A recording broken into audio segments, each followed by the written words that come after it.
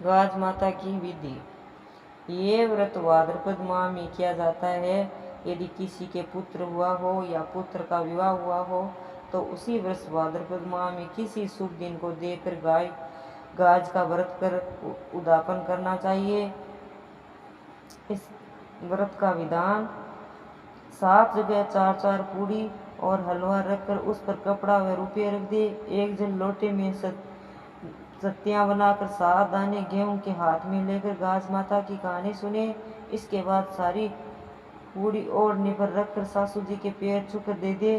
बाद में लोटे के जल से भरकर भगवान को अर्घ देवे। इसके बाद 7 ब्राह्मणों को भोजन कराकर दक्षिणा देकर समय भोजन करे। इस व्रत की कहानी: पुराने समय में एक राजा की कोई संतान न थी। राजा रानी की संतान न होने से बड़ी दुखी थे।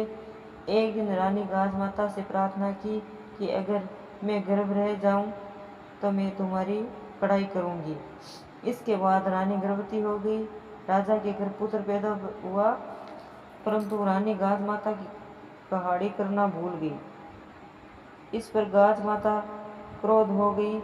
एक दिन रानी को बेटा पालने में सो रहा था। आंधी पालने सहित लड़के उठा ले गई और एक भील बीरनी के घर पालने को रख दिए।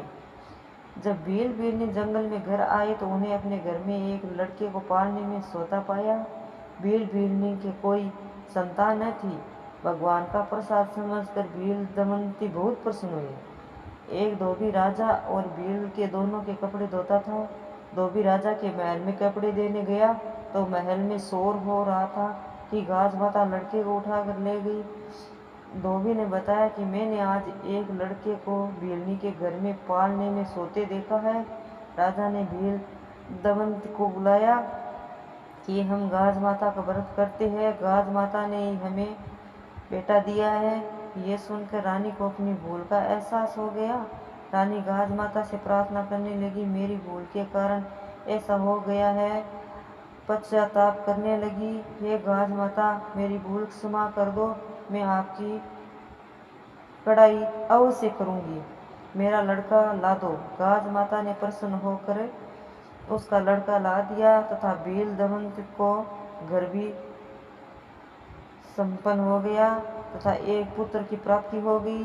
तब रानी ने गाज माता का श्रृंगार किया और उसकी शुद्ध घी के हलवे की कहाड़ी करी।